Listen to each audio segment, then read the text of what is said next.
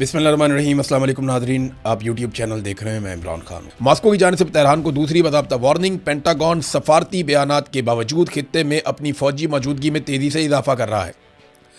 तकरीबन 50,000 फ़ौजी एहलकार, जिनमें डेल्टा यूनिट्स और 82वीं एयरबोर्न डिवीज़न शामिल हैं, बराह रास्त मुदाखलत के लिए आमादगी ज़ाहिर करते हैं। तकरीबन 500 तैयारों की तैनाती का मकसद तनाज़े के आगाज़ में मुकम्मल फ़ज़ाई बरतरी हासिल करना है। तैयारा बरदार बहरी जहाज़ जॉर्ज बुश और स्ट्राइक बहरी जहाज़ों की नकलो हरकत बहरी नाकाबंदी मुकम्मल होने की निशानदेही करती है। इस वक्त का इंतखाब अब जंगबंदी के खात्मे के साथ मुताबिकत रखता है, जो कि मुमकिना तौर पर कशीदगी में इजाफे की तैयारी का इशारा है। तो हमें एक बात याद रखनी है, या तो ईरान को यहाँ पे अमेरिका के साथ एक मुआहदा करना पड़ेगा और डोनाल्ड ट्रंप को कोई फेस सेविंग देनी पड़ेगी। बसूरत दीगर डोनाल्ड ट्रंप एक बहुत भरपूर और खौफनाक अटैक कर सकता है ईरान पर। डोनाल्ड ट्रंप की ज़हनी हालत ऐसे है, जिसे यहाँ पे एक मीडिया ने रिपोर्ट भी किया है, और इसके अंदर जो एक वीडियो है वो तो बड़ी खौफनाक है, जो डोनाल्ड ट्रंप के अपने ट्रुथ सोशल के ऊपर लगी हुई थी। और ये स्प्रिंटर प्रेस एजेंसी ये लिखते हैं कि everything is going to take a turn for the worse now, कि बहुत बुरी सूरत हाल बनने जा रही है, ऐसा दिखाई देता है। Trump seems to have lost control. शायद ट्रंप जो है वो ऐसा दिखाई दे रहा है कि वो हवास बाख्ता हो गया है, या उसका खुद पे से कंट्रोल ख़त्म होता जा रहा है। और डोनाल्ड ट्रंप ने 1 घंटे से भी कम वक्त में 47 पोस्ट कर दी हैं। यानी ये उसका अपना सोशल मीडिया है, वो ट्विटर के ऊपर पोस्ट नहीं करता। अगर कभी करता है तो वो अपना जो ट्रुथ सोशल है वहाँ से उठा के सोशल मीडिया पे डालता है। तो ट्रुथ सोशल के ऊपर डोनाल्ड ट्रंप ने जो पोस्टें की हैं वो 47 हैं, 47 पोस्टें उसने कर दी 1 घंटे से भी कम वक्त में। पाकिस्तान में सबसे तेज़ रफ्तार जो ट्विटर के ऊपर पोस्ट करने वाला आदमी है वो सिद्दीक जान है। सिद्दीक जान भी कभी 1 घंटे में 47 पोस्टों का रिकॉर्ड शायद कायम कर सके, लेकिन डोनाल्ड ट्रंप की फ्रस्ट्रेशन की ये इंतहा है कि उन्होंने अभी जो पोस्टें की हैं वो 47 हैं 1 घंटे से भी कम वक्त में। अब ये चीज़ें बता रही हैं कि खत्ते में होने क्या जा रहा है। बड़े पैमाने पर अमेरिका अपनी कुव्वत बढ़ा रहा है। इस पर मैंने अभी आपको रशिया का एक स्टेटमेंट सुनवाया, उन्होंने जो वार्निंग जारी की है वो मैंने आपको बता दी, और डोनाल्ड ट्रंप के जो बड़े बयानात हैं, जो बड़ी धमकियां हैं, वो भी मैंने आपके सामने रख दी हैं। पाकिस्तान के लिए एक और बड़ा चैलेंज खड़ा हो गया, पाकिस्तान के अर्दली वज़ीर आज़म के लिए, क्योंकि वो ग्रेट लीडर कहते हैं डोनाल्ड ट्रंप को। तो डोनाल्ड ट्रंप ने कहा, जी लोग कहते हैं मैं अजीम हूँ, लेकिन मैं अजीम नहीं हूँ, मैं अजीम तरीन हूँ। यानी आज के बाद शहबाज शरीफ के लिए नया इम्तिहान है कि लफ्ज़ ग्रेट इस्तेमाल नहीं करना, लफ्ज़ ग्रेटेस्ट इस्तेमाल करना है डोनाल्ड ट्रंप के लिए, और उन्हें यही लफ्ज़ अब इस्तेमाल करना पड़ेगा। ये नाज़रीन एक तस्वीर देखें आप, ये मैंने स्पेशली आज आपके लिए निकाली है। ख़बरें बहुत ज़्यादा हैं इसलिए मैं आपको जल्दी जल्दी बता रहा हूँ। ये देखें जनाब तस्वीर, आप इस तस्वीर में आपको पाकिस्तानी डिक्टेटर नज़र आ रहे हैं। ये देखें, जनरल ज़िया रेगन के साथ, अयूब खान कैनेडी के साथ, बड़ी मुस्कुराहटें, बड़ी खुशियाँ, चेहरे तमतमा रहे हैं। मुशर्रफ बुश के साथ, याह्या जो है वो निक्सन के साथ, और आसिम मुनीर ट्रंप के साथ। अब आप गौर करें कि ये जितने भी पाकिस्तानी मिलिट्री सरबराहान हैं, इनको अमेरिका इतनी अहमियत क्यों देता है, और ये सारे टिश्यू पेपर की तरह इस्तेमाल हुए हैं। बाद में इन्होंने पूछा भी नहीं, कभी अमेरिकन इनकी कब्रों पे भी नहीं आए, कभी अमेरिकन इनका बाद में पूछने नहीं आए, इनके ख़ानदान को पूछने नहीं आए।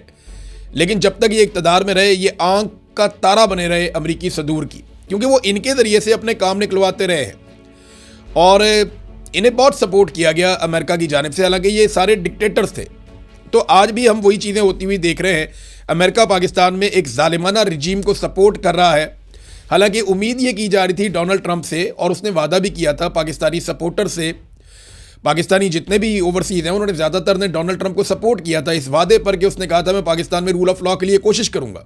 लेकिन डोनाल्ड ट्रंप ने जिन लोगों ने रूल ऑफ लॉ की धज्जियां उड़ाई, उनके साथ एक नेक्सस बना लिया। अब सूरत हाल बिल्कुल मुख्तलिफ है। एक और चीज़ नाज़रीन, जहां अब अमेरिका अपनी खित्ते में कुव्वत बढ़ा रहा है ना, अमेरिका को एक और आदत है कि वो शो ऑफ करता है। अमेरिका बताता है कि ये उसकी कुव्वत है, इसके ज़रिए से वो दुश्मन के ऊपर रोब डालता है, वो धाक बैठाता है दुश्मन के ऊपर।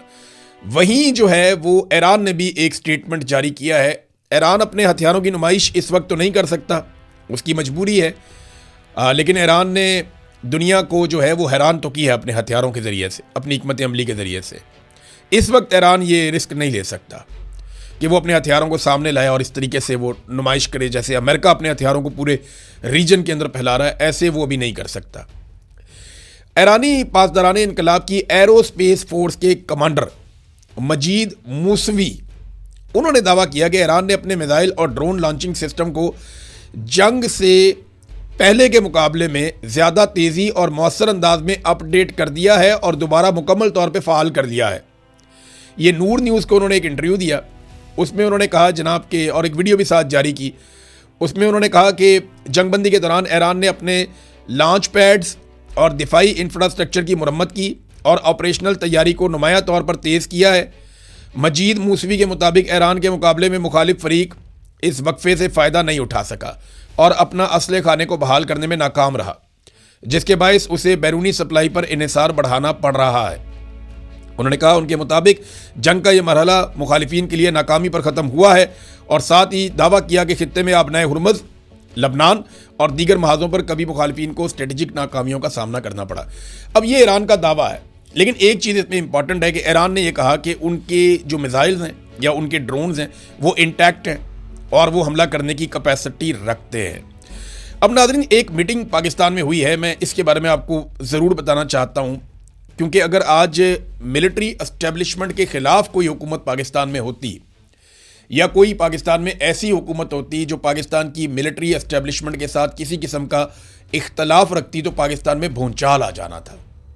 भूंचाल किस बात पे आ जाना था, ये खबर है, और ख़बर कोई इस तरीके से दी गई है कि उसको गोल मोल करके देने की कोशिश की गई।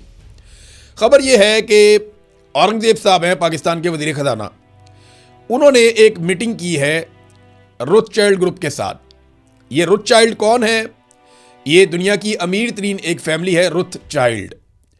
इनका जो ग्रुप है, इसके अंदर जो सीनियर तरीन लोग हैं, उनसे एक मुलाकात की है फाइनेंस मिनिस्टर औरंगज़ेब ने, और इनकी टीम से मुलाकात करके जो प्लान सामने लाया गया है वो ये है कि पाकिस्तान को री एंटर किया जाए ग्लोबल कैपिटल मार्केट्स के अंदर। ये मामला क्या है, ये लोग कौन है?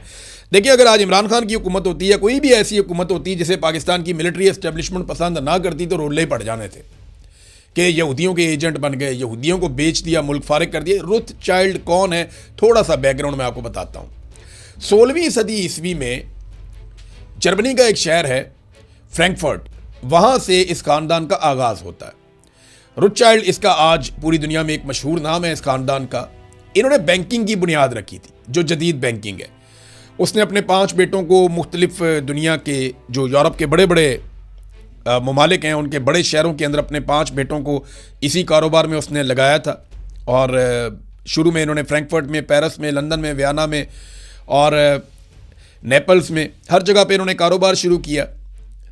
ये हाउसिंग का काम करते हैं, हथियारों का काम करते हैं, माइनिंग का, बैंकिंग का, एनर्जी का, फूड्स का, इंजीनियरिंग का, इंटरटेनमेंट का, क्लब्स का, क्रिप्टो का, शराब का, मवासलात का, टेक्नोलॉजी का, आलमी मालियाती कारोबारों में हर तरफ ये ख़ानदान शामिल है। ये ख़ानदान इतना ताकतवर है कि ये पहली और दूसरी जंग अज़ीम के बीच में या उससे आगे पीछे के टाइम में ये ममालिक को कर्जे देते रहे। इनके पास इतने बड़े पैमाने पर सरमाया था। तो ये एक ख़ानदान है जिसने इसराइल को भी खड़ा किया था। अब तक के लिए इतनी, अपना ख्याल रखिएगा, अपने चैनल का भी। अल्लाह हाफ़िज़।